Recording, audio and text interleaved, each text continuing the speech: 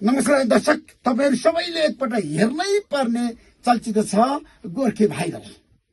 एकदम उत्कृष्ट चलचित्र छ। हास्यव्यङ्ग्य क्षेत्रको लागि त यो एकदम खुराकको चलचित्र छ। यसले धेरै किसिमको चाहिँ मनोरञ्जनका कुराहरू दिएको छ।